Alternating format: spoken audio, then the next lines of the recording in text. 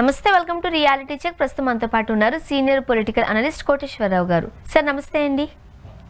నమస్తే సార్, తెలంగాణలో రాజకీయాలు మనం చూసినట్లయితే తెలంగాణలో బై ఎలక్షన్స్ తథ్యం అంటున్నారు కేటీఆర్ గారు. మీకేమనిపిస్తుంది? బై ఎలక్షన్స్ అని కేటీఆర్ గారు మొత్తం అంటే పార్టీ ఫిరాయించినటువంటి ఎమ్మెల్యేల అందరికి సంబంధించిన సభ్యత్వాలు రద్దవుతాయనేటువంటి ఉద్దేశంతో ఆయన మొత్తంగా చెప్తున్నారు.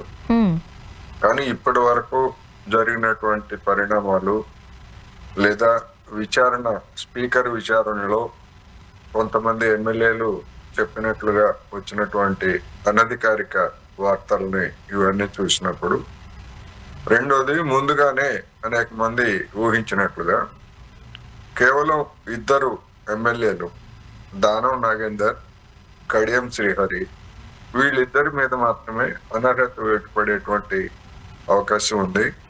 మిగిలినటువంటి వాళ్ళందరూ కూడా మేము పార్టీ మారలేదు, మేము ఇంకా BRS లోనే ఉన్నాము అనేటువంటి పద్ధతుల్లో వాళ్ళు స్పీకర్ కి చెప్పినట్లు, స్పీకరు అదే విధమైనటువంటి వైఖరి తోటి దాన్నే నిర్ధారిస్తూ వాళ్ళ మీద అనర్హత వేటు వేయాల్సినటువంటి అవసరం లేదు అనేటువంటి నిర్ణయాన్ని తీసుకోవచ్చు అనేది ఊహాగానాలు వస్తున్నాయి. అయితే మరి ఈ ఇద్దరికి ఎందుకు అనేటువంటి చూసినప్పుడు, దానం నాగేందర్ ఎమ్మెల్యేగా ఉంటూ BRS ఎమ్మెల్యేగా ఉంటూ కాంగ్రెస్ అభ్యర్థిగా ఆయన పోటీ చేశారు. అది ప్రత్యక్షమైనటువంటి రుజువు పార్టీ ఫిరాయించిన. అదేవిధంగా కడియం శ్రీహరి గారు తన కుమార్తె MP అభ్యర్థిగా పోటీ చేసిన సందర్భంలో కాంగ్రెస్ పార్టీ నాయకత్వాన్ని జరిగినటువంటి బహిరంగ సభల్లో ఆమెకు మద్దతుగా ఆయన ప్రచారం చేసినటువంటి వీడియోలు అవి ఒక సాక్ష్యంగా ఉన్నాయి. అందువల్ల వీళ్ళిద్దరి మీద అనివార్యంగా స్పీకరు చర్య తీసుకోవాల్సి ఉంటుంది. చర్య తీసుకున్నప్పుడు అనర్హులుగా ప్రకటించేటువంటి అవకాశం ఉంది. ఈ రెండు చోట్ల ఎన్నికలు రావడం అనివార్యం అనేది నా అభిప్రాయం. మరి మిగిలినటువంటి వాళ్ళు ఏం చెప్పారు, వాళ్ళ మీద స్పీకరు ఫైనల్ గా అంటే బహిరంగంగా ఏ నిర్ణయం ప్రకటిస్తారు ఏమిటనేటువంటిది మనం చూడాల్సింది. నా అవగాహన మేరకు ఈ ఇద్దరు తప్ప మిగిలినటువంటి వాళ్ళ యొక్క సభ్యత్వాలన్నీ కూడా సేఫ్ గా ఉండేటువంటి అవకాశాలు ఉన్నాయనేది నేను చెప్పగలను. ఇప్పుడు అదే సేఫ్ ఎందుకు ఓన్లీ కడియం గారు లేకపోతే దానం నాగేందర్ గారు ఇష్యూలోనే ఎందుకు ఇలాంటి సీరియస్నెస్ చూస్తున్నారు అనేది కొంతమంది అభిప్రాయం. మీరేం చెప్తారు? ప్రత్యక్షంగా దానం నాగేందర్ గారు కాంగ్రెస్ టికెట్ మీద పోటీ చేశారు కదా ఎమ్మెల్యేగా ఉంటూనే. అంతకంటే ఇంకా రుజువు వేరే పార్టీ ఫిరాయించినట్టు B.Pharm తీసుకొని ఆ BRS పార్టీకి రాజీనామా చేయకుండా, ఎమ్మెల్యే పదవికి రాజీనామా చేయకుండా వేరొక పార్టీ తరఫున ఆయన పోటీ చేశారు. అంతకు మించి వేరే రుజువు అవసరం లేదు. అదేవిధంగా కడియం శ్రీహరి గారు కూడా తన కుమార్తె యొక్క ఎన్నికల ప్రచారంలో ఆయన పాల్గొన్నారు. అది ఒక ప్రత్యక్షమైనటువంటి రుజువు. అందువల్ల అంటే వీడియో రూపంలో కావచ్చు, న్యూస్ పేపర్లో వచ్చినటువంటి కావచ్చు, అన్ని రకాల ఆధారాలు వాళ్ళిద్దరికి సంబంధించి ఉన్నాయి కనుక వాళ్ళిద్దరి మీద వేటు పడక తప్పదనేది కామన్ సెన్స్ అది. ఓకే, ఇప్పుడు పార్టీ ఫిరాయించిన దానికి సంబంధించి నెక్స్ట్ టైం ఇంకొకసారి మేము విచారణకు వస్తాము అంటూ స్పీకర్ కి తెలియచేశారు. అంటే ఏమి తెలియజేసినా సుప్రీంకోర్టు ఇచ్చినటువంటి గడువు లోపల వీళ్ళు వస్తారా, వీళ్ళు రాకపోయేట్లయితే లేదా వచ్చి వీళ్ళు ఏం చెప్తారు అనేటువంటిది స్పెక్యులేషన్. అందువల్ల స్పీకర్ కి సుప్రీంకోర్టు విధించినటువంటి గడువు లోపల ఈ అన్నిటి మీద ఏదో ఒక నిర్ణయం తీసుకోవాల్సి ఉంది కనుక అనివార్యంగా వీళ్ళు రాకపోయేట్లయితే విచారణ ఏమీ లేకుండానే దాన్నే గైర్హాజరుగా లేదా యాక్సెప్ట్ చేసినట్టుగా భావించి స్పీకర్ నిర్ణయం తీసుకోవచ్చు. లేదా ఒకవేళ వీళ్ళకి నోటీసులు అందుకొని వీళ్ళు మళ్ళా వచ్చి ఏ విధమైనటువంటి సంజాయిషి ఇస్తారనేటువంటిది చూడాల్సి ఉంది. అందువల్ల ఆ సంజాయిషిని స్పీకర్ అంగీకరిస్తారా లేదా అనేటువంటిది ఒకటేట్లయితే, ఒకవేళ అంగీకరించేట్లయితే అది ఒక పెద్ద వివాదానికి దారి తీసేటువంటి అవకాశం ఉంది. ఎందుకంటే దానం నాగేందర్ కాంగ్రెస్ అభ్యర్థిగా పోటీ చేసిన తర్వాత ఫిరాయించలేదని చెప్పేసి స్పీకర్ ఏ విధంగా ఇస్తారు? అదేవిధంగా కడియం శ్రీహరికి సంబంధించినటువంటి సాక్ష్యాలు కూడా బలంగా ఉన్నందువల్ల స్పీకరు అనివార్యమైనటువంటి స్థితిలో వాళ్ళిద్దరి మీద వెయిట్ వేయక తప్పదు అనేది ఇక్కడ ఈ సందర్భంగా మనం చెప్పుకోవచ్చు. అండ్ మరీ ముఖ్యంగా కడియం గారు స్పీకర్ గారికి సంబంధించి కొంచెం టైం అడిగారు, టైం కావాలి అని అడిగారు. సో టైం అడిగినా కానీ స్పీకర్ ఇచ్చేటువంటి అవకాశం లేదు. ఎందుకంటే స్పీకర్కే సుప్రీంకోర్టు ఒక టైం నిర్ధారించింది కదా, ఆ గడువు లోపల మీరు తెలుస్తారా లేకపోతే మమ్మల్ని జోక్యం చేసుకోమంటారా అని అడిగిన తర్వాత స్పీకర్ చేతుల్లో కూడా ఏమి లేదు. అందుకని స్పీకర్ కూడా ఒక విధంగా చెప్పాలంటే నిస్సహాయపరుడు మీన్స్ వీళ్ళు వెంటనే వచ్చి ఏమి చెప్పకపోయేట్లయితే ఏకపక్షమైనటువంటి నిర్ణయం తీసుకుంటారు అంతే. ఓకే, ఇప్పుడున్న అంటే సిచ్యువేషన్కి సంబంధించి సుప్రీంకోర్టుతో ముడిపడి ఉన్న అంశం కాబట్టి ఇప్పుడు దానం నాగేందర్ గారు కావచ్చు లేదా కడియం శ్రీహరి గారు కావచ్చు, ఇప్పుడు వాళ్ళ ముందున్న అంటే నెక్స్ట్ స్టెప్ ఏంటి, ఏం చేయాలి? నెక్స్ట్ స్టెప్ ఏముంది, అప్పుడు ఈ లోపల స్పీకర్ చర్య తీసుకునే లోపల వాళ్లే శాసనసభ్యత్వాలకి రాజీనామా చేసి గౌరవప్రదంగా తప్పుకోవడం ఒక పద్ధతి. లేదు అలా చేయకపోయేట్లయితే ఆ పని స్పీకరే చేస్తారు. ఏది గౌరవప్రదంగా ఉంటుంది, ఏది కాంగ్రెస్ కి లాభదాయకంగా ఉంటుంది, ఏది నష్టదాయకంగా ఉంటుంది అనేటువంటిది మరి ఆ దానం నాగేందర్ అదే విధంగా కడియం శ్రీహరి గారు కాంగ్రెస్ పెద్దలు ఆలోచించుకోవాలి. అందువల్ల ఏ పని చేస్తే నష్టం తక్కువ ఉంటుంది, రాజకీయ నష్టం అనేటువంటిది వాళ్ళు చూడాలి. అలా కాకుండా స్పీకర్ నే ఇబ్బంది పెట్టే విధంగా, స్పీకర్ నే నిర్ణయం తీసుకునే విధంగా వీళ్ళు డిఫై చేస్తే స్పీకర్ చేతుల్లో కూడా ఏం లేదు, వెయిట్ వేయడం తప్ప మరొక అవకాశం లేదనేది మనకి స్పష్టంగా కనిపిస్తుంది. అండ్ ఇప్పుడున్న పరిస్థితుల్లో అయితే వీళ్ళు రిజైన్ చేయాలి, లేకపోతే వీళ్ళే బయటకు పంపివేయబడతారు. పరిస్థితులు రెండు అదే ఒకటే కనిపిస్తుంది కాబట్టి ఖచ్చితంగా మీరు అంటున్నట్టుగా కేటీఆర్ గారు అంటున్నట్టుగా బై ఎలక్షన్స్ అనేది తెలంగాణలో అనివార్యం అంతే అంటారా? ఈ రెండు నియోజకవర్గాలకైతే ఖచ్చితంగా వస్తాయి. మిగిలినటువంటి వాటి సంగతి స్పీకర్ నిర్ణయం వెలువడిన తర్వాత మాత్రమే. ఎందుకంటే స్పీకర్ ఏ కారణాలతోటి ఏ నిర్ణయం తీసుకుంటారనేది మనకి ఇంకా స్పెక్యులేషన్ కదా. ఎందుకంటే స్పీకర్ విచారణకు ఎవరిని మీడియాని కానీ లేదా మరొకరిని కానీ ఎవరిని అనుమతించలేదు. అందుకని అక్కడ ఏం జరిగింది ఏమిటనేటువంటిది మనకు ఎవరికి తెలియదు. స్పీకర్ నిర్ణయం తర్వాత మాత్రమే మనకు అసలు విషయాలన్నీ కూడా తెలుస్తాయి. ఓకే, ఇప్పుడున్న సిచ్యువేషన్స్ లో కడియం గారు దానం గారు ఇద్దరు రిజైన్ చేస్తారంటారా మీరు, లేకపోతే ఏమైనా మొండి పట్టు పడతారా? అది ఇప్పుడు వాళ్ళు కాంగ్రెస్ లో చేరారు, అందులో ఎలాంటి సందేహం లేదు. మరి కాంగ్రెస్ పెద్దలు వాళ్ళని బలవంతంగా వాళ్ళని స్వచ్ఛందంగా రాజీనామా చేయిస్తే అదొక పద్ధతి, అలా కాకుండా స్పీకర్ ద్వారా వేటు వేయిస్తే అదొక పద్ధతి. రాజకీయంగా తమకు ఏది తక్కువ నష్టం అనేటువంటిది కాంగ్రెస్ పెద్దలు తేల్చుకోవాల్సినటువంటి అవసరం ఉన్నది. ఇప్పుడు ఒకవేళ బై ఎలక్షన్స్ కనుక వచ్చినట్లయితే రాజకీయ పరిణామాలు ఎలా మారే అవకాశం ఉందంటారు? అది చూడాలి. ఎందుకంటే ఇప్పటి వరకు 2 ఉప ఎన్నికలు జరిగాయి, 2 కూడా శాసనసభ్యులు మరణం కారణంగా 2 జరిగాయి. అక్కడేమి సెంటిమెంట్స్ అవి ఏమి ప్రతిపక్ష అంటే సిట్టింగ్ ఎమ్మెల్యే పార్టీకి ఉపయోగపడలేదు. వాటిని 2 కూడా కాంగ్రెస్ గెలుచుకుంది. మరి మారినటువంటి రాజకీయ పరిస్థితులు, అదే విధంగా ఈ 2 ఉప ఎన్నికల మీద కూడా అంటే జూబ్లీ హిల్స్ మాదిరి ఈ 2 స్థానాల మీద కూడా మరి కాంగ్రెస్ పార్టీ ముఖ్యమంత్రి వీళ్ళందరూ కూడా కేంద్రీకరిస్తే ఖచ్చితంగా అధికార పార్టీకి అడ్వాంటేజెస్ ఎక్కువగా ఉండేటువంటి అవకాశం ఉన్నది.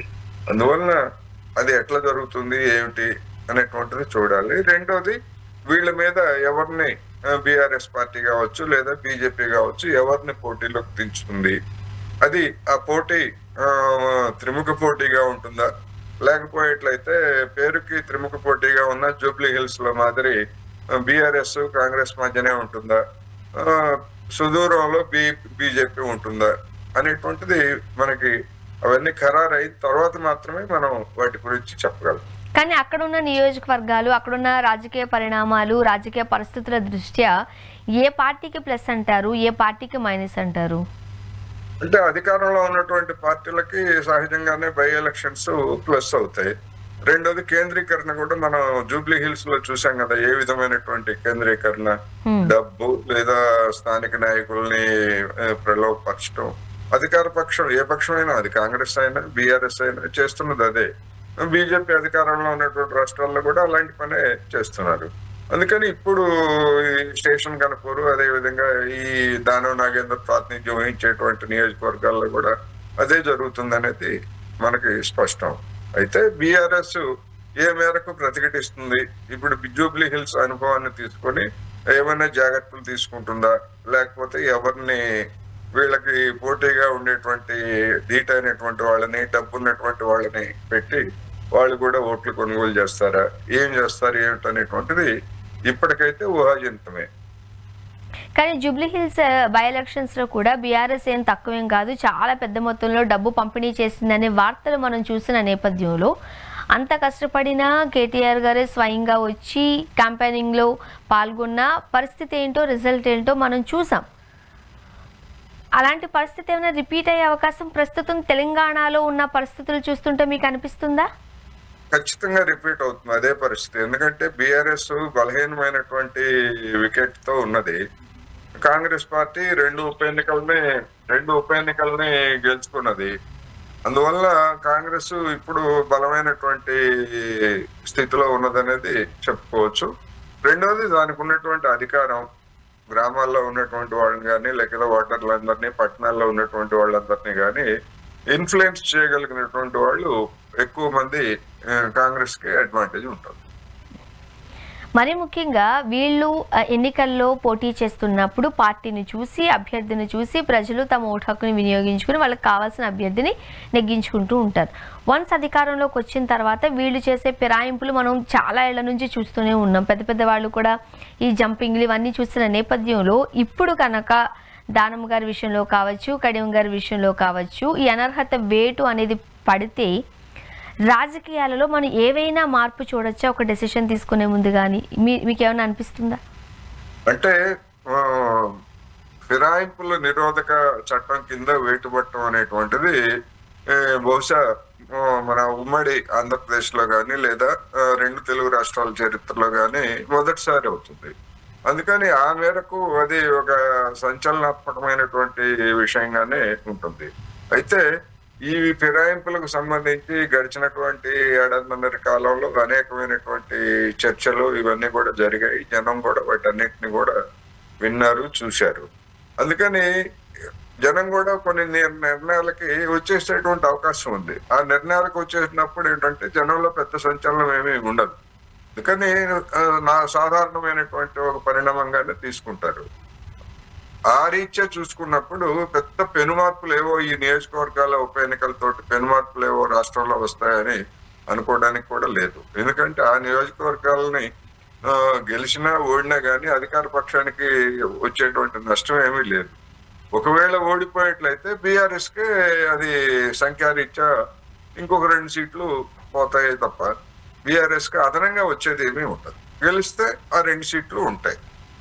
కానీ గెలిస్తే దాని బీఆర్ఎస్ పార్టీకి ఒక ఊపు రావడం అయితే ఖాయం. ఆ ఊపు ఎట్లా వస్తుంది ఏమిటనేటువంటిది అది వేరే అంశం. కానీ ఓడిపోతే మాత్రం అది మరింతగా దిగజారేటువంటి అవకాశాలు కూడా ఉన్నాయి. సరే, ఇప్పుడు కేటీఆర్ గారి ప్రాసిక్యూషన్ కి సంబంధించి గవర్నర్ గారు ఆమోదం తెలపడం మొదటగా ఎలా చూడాలి? గవర్నర్ వెంటనే ఆమోదం తెలుపుంటే అది ఒక అంశంగా ఉండేది. 2-3 నెలల తర్వాత ఆమోదం తెలపడం అనేటువంటిది, మరి దీనిలో గవర్నర్ కార్యాలయం యొక్క రాజకీయం ఏమిటనేటువంటిది మనం చూడాల్సి ఉంటుంది. ఏమైనా అనివార్యమైనటువంటి పరిస్థితుల్లో గవర్నర్ ఆమోదం తెలిపారు ఈ కేటీఆర్ మీద కేసు నమోదు చేయడానికి, ప్రొసీడ్ కావడానికి. ఇప్పుడు ఏం జరుగుతుంది ఏమిటనేటువంటిది ఆసక్తి కలిగించేది. ఇందులో 2 అంశాలు ఉన్నాయి. కేటీఆర్ కి ఆదేశించేటువంటి అధికారం, అంటే మౌఖికంగా ఆదేశించేటువంటి అధికారం లేదు. అయినా కానీ కేటీఆర్ మీడియాలో బహిరంగంగా చెప్పిన అంశం ఏమిటి, అవును అధికారులని డబ్బు పంపించమని చెప్పేసి నేనే మౌఖికంగా ఆదేశించానని చెప్పేసి మీడియా సమావేశాల్లో బహిరంగంగా చెప్పారు. కానీ సిట్ విచారణ సందర్భంగా ఆయన దానికి భిన్నమైనటువంటి రీతిలో స్టేట్మెంట్ ఇచ్చారనేటువంటిది బయటకు వచ్చినటువంటి వార్తలు ఇవి గతంలోనే వచ్చాయి.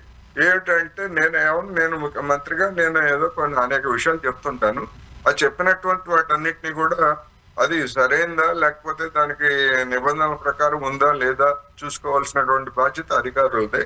మధ్యలో నాదేముంది, అట్లాంటి తప్పేదన్నా జరిగితే అధికారులదే తప్పు అని చెప్పినట్టుగా గతంలో వార్తలు వచ్చాయి. అది నిజమా కాదా అనేటువంటిది మనకి ఇంతవరకు నిర్ధారణ కాలేదు. అందువలన రేపు సిబిఐ మన సిట్ విచారణ సిట్ కేసు దాఖలు చేసిన తర్వాత అందులో ఉండేటువంటి విషయాల్లో కేటీఆర్ ఏం చెప్పారు లేదా అధికారులు ఏం చెప్పారు అనేటువంటి విషయాలన్నీ కూడా అప్పుడు బయటకు వస్తాయి. అప్పుడు మాత్రమే కేటీఆర్ తను బహిరంగంగా చెప్పినటువంటి మాటకి కట్టుబడి ఉన్నారా, లేకపోయేట్లయితే అఫీషియల్ గా స్టేట్మెంట్ ఇవ్వాల్సి వచ్చేసరికి లేదా సంతకాలు చేయాల్సి వచ్చేసరికి అధికారుల మీద నెట్టేసి తన బాధ్యత నుంచి తప్పించుకున్నారా అనేది తెలుస్తుంది. ఒకవేళ ఇది కనుక రుజువు అయితే మాత్రం బయట చెప్పింది ఒకటి అక్కడ చెప్పింది ఒకటి అయితే మాత్రం కేటీఆర్ పరువు పోతుంది. ఎందుకంటే బయట ఏమన్నా గొప్పగా చెప్పారు అధికారులకి మద్దతుగా, ఇక్కడికి వచ్చేసరికి తన చేతులు దులిపేసుకొని అధికారుల మీద నెట్టేశారు అనేటువంటిది వస్తుంది. అందుకని నిజంగా ఏం జరిగింది ఏంటనేది మనం చూడాలి. ఒకవేళ ఈ కేటీఆర్ నిబంధనలకు విరుద్ధంగా ఆదేశిస్తే ఇచ్చారు, ఈ మొత్తం మీద అంటే ప్రొసీజరల్ ల్యాబ్స్ నిబంధనలకు విరుద్ధంగా లేదా సరిగా నిబంధనలను పాటించకుండా చేసినటువంటి లావాదేవీలు. ఈ లావాదేవీల్లో మరి ఎవరు సేఫ్ అవుతారు, ఎవరు మీద ఏమొస్తుంది అని చూసినప్పుడు అనేక మంది చెప్తుంది ఏంటంటే కేటీఆర్ ఒక మంత్రిగా ఆదేశం ఇచ్చాడు, మంత్రి ఆదేశాలన్నింటినీ కూడా అధికారులు అమలు జరపాల్సినటువంటి అవసరం లేదు, కానీ ఆ ఆదేశించినందుకు మరి ఆయన్ని మందలించి వదిలేస్తారా లేకపోతే ఏమైనా స్వల్ప శిక్ష విధిస్తారా లేకపోతే ఏమిటనేటువంటిది ఒకటైతే, మరి ఆదేశాలు సరిగ్గా అంటే నిబంధనలకు అనుగుణంగా ఉన్నాయా లేవా అని సరిచూడాల్సినటువంటి ఐఏఎస్ అధికారులు మరి ఏ విధంగా ఇచ్చారు అనేటువంటిది అంటే వాళ్ళ మెడకు చుట్టుకునేటువంటి అవకాశం ఉంది. ఐఏఎస్ అధికారి, అదే విధంగా ఇంకొక అధికారి జిహెచ్ఎంసీ అధికారి ఇంకొక ఆయన సమ్రెడ్డి ఉన్నాడు, వాళ్ళిద్దరి మెడకు చుట్టుకునేటువంటి అవకాశం ఉంది. అందుకని ఇప్పుడు గవర్నర్ కేటీఆర్ విషయంలో పర్మిషన్ ఇచ్చారు. ఐఏఎస్ అధికారిగా ఉన్నటువంటి అరవింద్ కుమార్ మీద కూడా యాక్షన్ కి లేదా కేసు ప్రొసీడ్ కావడానికి కేంద్ర ప్రభుత్వం అనుమతి ఇవ్వాల్సి ఉంది ఇంకా. అందుకని మరి ఎప్పుడు ఇస్తారు, కేంద్ర ప్రభుత్వం ఎప్పుడు ఇస్తుంది, ఇచ్చిన తర్వాత రెండు కలిపి ప్రొసీడ్ అవుతారా లేకపోతే విడివిడిగా దేనికదే గవర్నర్ ఇచ్చారు కనుక కేటీఆర్ మీద కేసు ఫైల్ చేస్తారా, ఏం చేస్తారు ఏమిటనేటువంటిది ఇంతవరకు ప్రభుత్వం అధికారికంగా ఎక్కడ చెప్పలేదు. అంటే ఇప్పుడు జరుగుతున్న పరిణామం చూస్తే కేటీఆర్ గారి అరెస్ట్ ఖాయమయ్యే అవకాశాలు ఉన్నాయా? అదే ఇప్పుడు అందులో గతంలో ఆయన సిట్ ముందు చెప్పినటువంటి స్టేట్మెంట్ ఏమిటి, అదే విధంగా అరెస్ట్ కి దారి తీసేంత నేరం ఆయనలో ఉన్నదా లేదా అనేటువంటిది ఎస్టాబ్లిష్ కావాలి. ఎస్టాబ్లిష్ కాకుండా కనుక అరెస్ట్ చేసేట్లయితే అది రాజకీయంగా బీఆర్ఎస్ పార్టీ రేపు విక్టిమ్ కింద పంచాయతీ ఎన్నికల్లో కావచ్చు, ఆ తర్వాత జరిగేటువంటి జిల్లా పరిషత్ మండల పరిషత్ ఎన్నికల్లో కావచ్చు, దాన్ని ఒక ప్రచారాస్త్రంగా వాడుకుంటుంది. అందుకని ప్రభుత్వం మరి ఈ ఎన్నికలు అయిపోయేంత వరకు మేము ఇంకా పరిశీలిస్తున్నాము, న్యాయ నిపుణుల సలహాలు తీసుకుంటున్నాం అనేటువంటి పేరుతోటి కాలయాపన చేస్తుందా లేకపోతే వెంటనే ప్రొసీడ్ అవుతుందా అనేటువంటిది మనం చెప్పలేము. ఇంతవరకు ప్రభుత్వం వైపు నుంచి అధికారికంగా ఎలాంటి ప్రకటన రాలేదు, సిట్ నుంచి కానీ లేదా ముఖ్యమంత్రి కార్యాలయం నుంచి కానీ. అందుకని ఏం జరుగుతుంది అనేటువంటిది ఈ దశలో అరెస్ట్ అవుతారని చెప్పలేము, అరెస్ట్ అవ్వరని కూడా చెప్పలేము.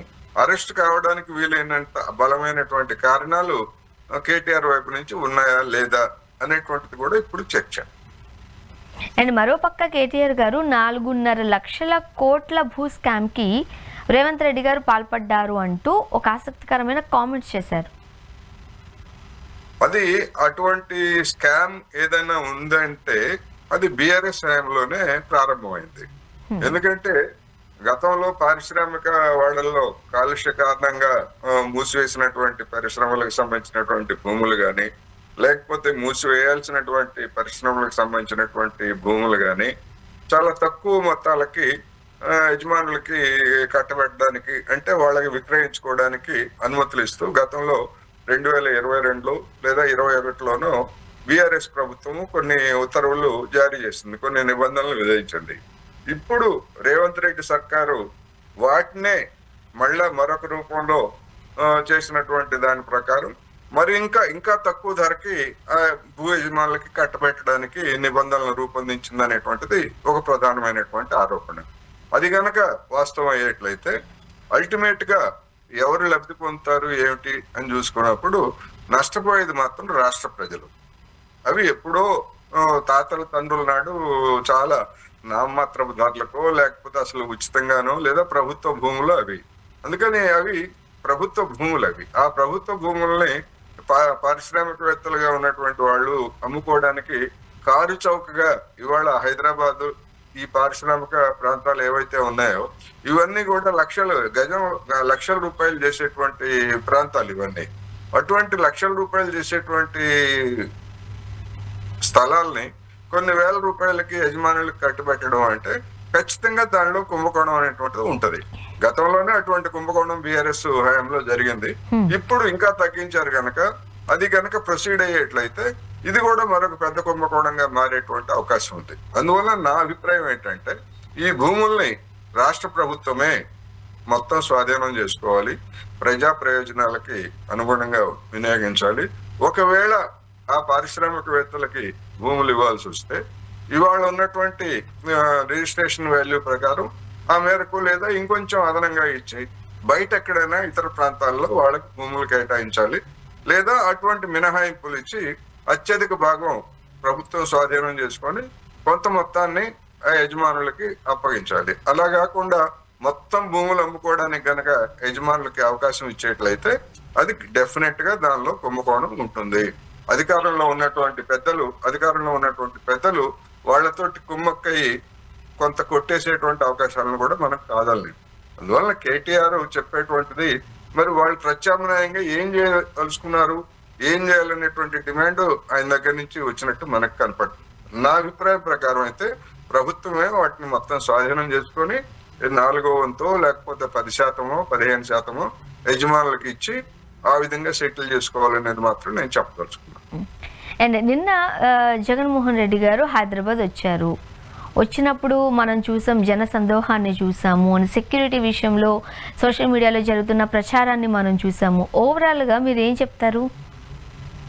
జగన్మోహన్ రెడ్డి గారు తన కేసుల సందర్భంగాను లేదా ఇతరత్ర సందర్భాల్లో ఓదార్పు యాత్రల పేరుతోటి బల ప్రదర్శనలకు పూనుకున్నారు అనేటువంటిది మనకి ఆంధ్రప్రదేశ్ లో జరిగినటువంటి పరిణామాల్లో స్పష్టమైంది.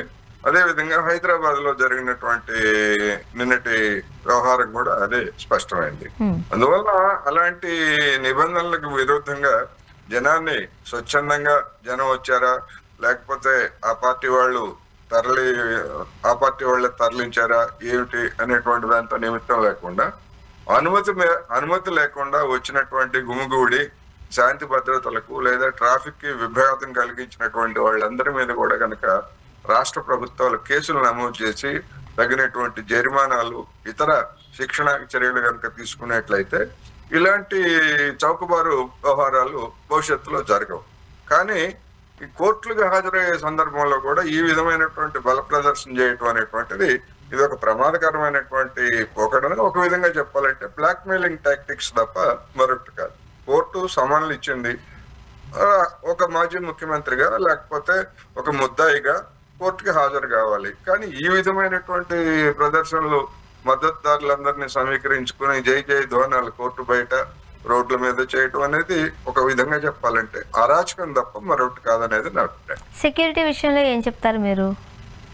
సెక్యూరిటీ విషయంలో మరి ఆయన ఇప్పుడు ఎక్కడైనా అదుపు తప్పి ఏదైనా జరగడానికి జరిగితే కారకులు ఎవరు? అదుపు తప్పినటువంటి ఆయన అభిమానులే కారకులు అవుతారు. అందుకని సెక్యూరిటీ పేరుతోటి ప్రభుత్వం ఆ విధంగా కొన్ని వందల మంది వేల మంది తరలి వస్తూ ఉంటే ప్రతిసారి కోర్టుకు వచ్చినప్పుడు ప్రభుత్వం ఎందుకు సెక్యూరిటీ కల్పించాలి? అందుకనే అటువంటి వాటికి అనుమతి లేకుండా ఆ విధంగా తరలి వచ్చినటువంటి వాళ్ళందరినీ కూడా సామూహికంగా అరెస్టులు చేసి వాళ్ళ మీద కేసులు పెట్టి వాళ్ళకి భారీ జరిమానాలు ఒకసారి విధించేట్లయితే రెండోసారి అలాంటి వాళ్ళు వీధుల్లోకి రాకుండా ఉంటారు. లేకపోయేట్లయితే ఇది ఒక ట్రెడిషనల్ గా సాంప్రదాయకంగా మారిపోతుంది. ప్రతిసారి హైదరాబాద్ లో కోర్టుకు వచ్చినప్పుడు ఈ విధంగా వందల మందిని జనాల రోడ్డు మీద చేయడానికి జగన్మోహన్ రెడ్డి గారికి కావచ్చు, ఎవరికైనా ఏ నిందితుడికైనా హక్కు ఏమున్నది? వాళ్ళకేం హక్కు లేదు కదా.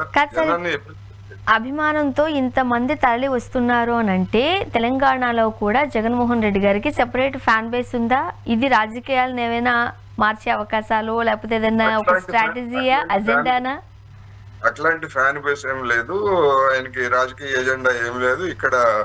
ఇక్కడ ఉన్నటువంటి పార్టీలకే సమస్యగా ఉంటే ఆయన వచ్చి మళ్ళీ ఇక్కడ పార్టీ పెట్టి పోటీ చేయటం ఇవన్నీ కూడా ఊరికే మనం మీడియాలో చెప్పుకోవడానికి పనికొచ్చేటువంటి అంశాలు తప్ప అంత సీన్ అయితే ఏం లేదు. ఎందుకంటే తెలుగుదేశం పార్టీకే ఆ విధమైనటువంటి సీన్ లేదు. అటువంటిది జగన్మోహన్ రెడ్డి గారికి ఇక్కడేదో ఉంటుందని అనుకుంటే పొరపాటు. కానీ జన సమీకరణ అయితే మాత్రం ఖచ్చితంగా స్వచ్ఛందంగా వచ్చినటువంటి వాళ్ళు కాదు, వైసీపీకి చెందినటువంటి వాళ్ళు సమీకరించడంగా వచ్చినటువంటి వాళ్ళు తప్ప మరొకటి కాదు.